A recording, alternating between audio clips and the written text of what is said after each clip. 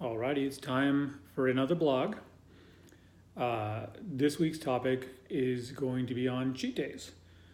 One of the questions I get asked a lot on my experience with the keto diet is cheat days. This by people who are interested in trying the keto diet themselves, friends or acquaintances who are aware that I'm on it and see the results I'm getting and are interested in themselves. This video may come across a little ranty. I'm sorry if it does.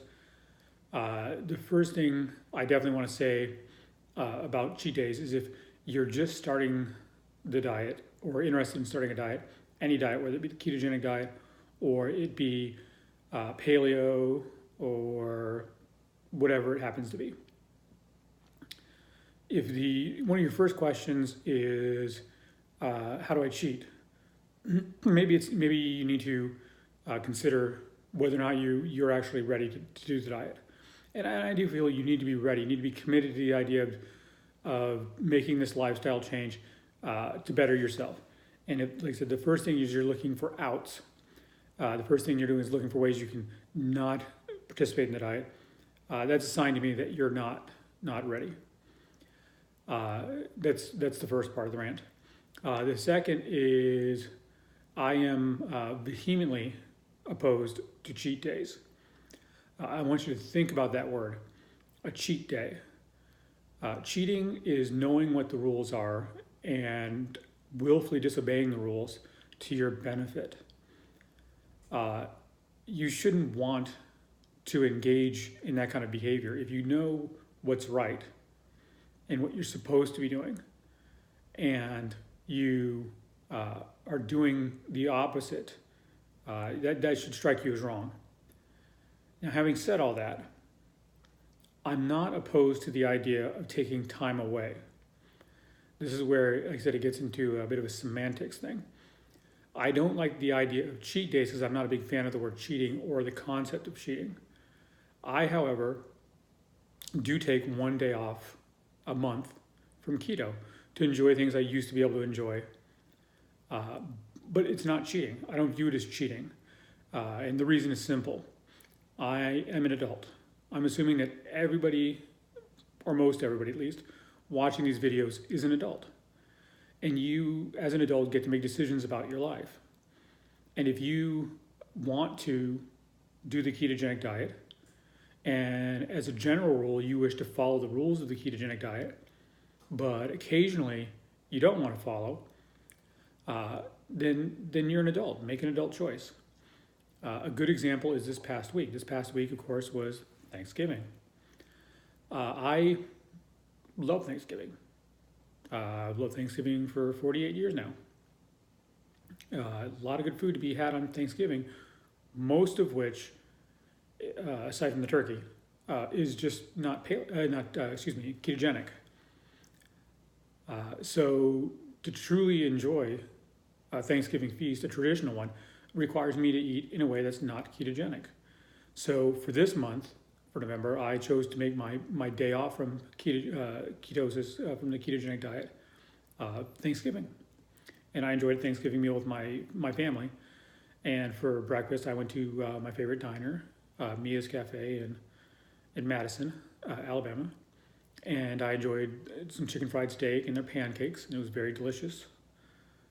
I didn't go crazy. I didn't, glut myself because like, oh, this is my one day to have whatever I want without guilt. I eat reasonable amounts of food, even though they're not ketogenic foods. So I don't think it's necessarily a good idea to, take out everything you've done by just going crazy. But, I don't feel bad about taking that day off. I really don't. I'm an adult. I want to enjoy it, and I do. And on the overall, it doesn't hurt my progress. It is one day out of a month. The rest of the month, I eat a strict ketogenic diet. I keep my calories lower than my energy expenditure, and I lose weight. But it's all about making adult choices. You being an adult and conducting yourself like an adult, understanding what the consequences of your actions are.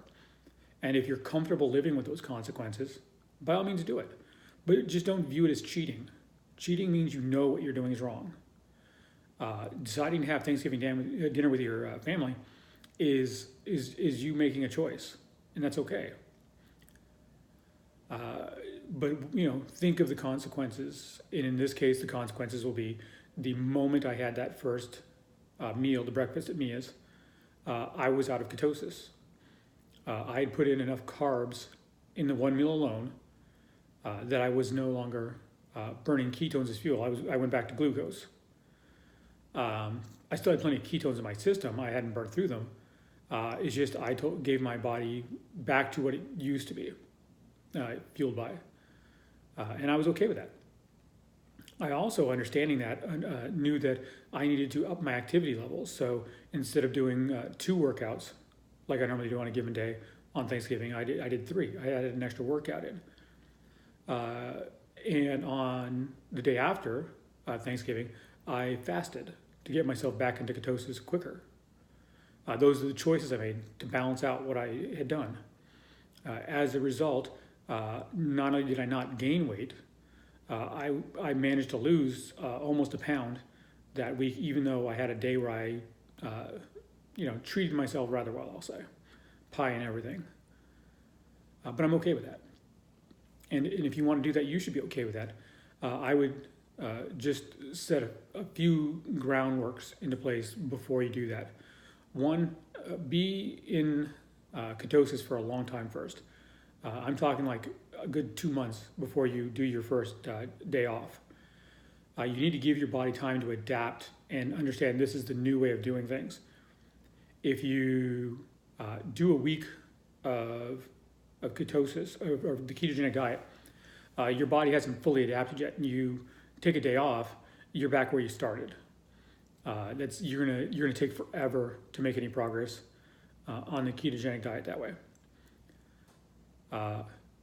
Give it a couple of months and you're fully adapted. If you take one day off, and especially if you fast the next day, or just become strict keto again the day after, you'll get back relatively quickly, not super quickly, but relatively quickly. And the longer you're in ketosis, the longer your body's adapted to the new way of doing things, the quicker it'll become each time. Myself, I've been doing the ketogenic diet for 11 full months now, just about. At the end of this month, it'll be 11 full months. So my body gets back in pretty quick because it's used to this. And again, like I said, you have to decide what you're going to do to mitigate what you've done. I'm willing to fast the day afterwards.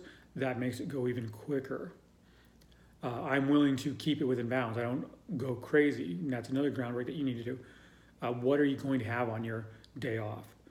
If you're going to go and just feast all day long on things you like, you might actually counteract most of the work you did during the rest of the month. And if that's worth it to you, go ahead and do it.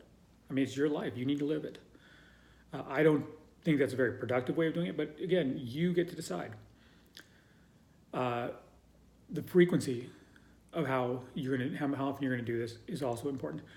If you're going to have a day off every week, you're in and out of ketosis all the time. It's not good for your body.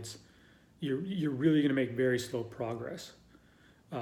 I would never do it any more frequently than once every 2 weeks, because that would give you the day out of ketosis, a day or two to get back into ketosis, and then 11, possibly 12 good days of being in ketosis.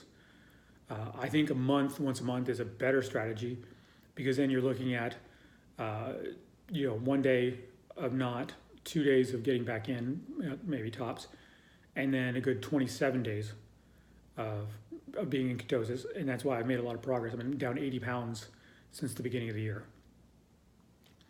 So that's kind of my rant on cheat days. Don't call them cheat days. Don't cheat. If you view it as cheating, don't do it.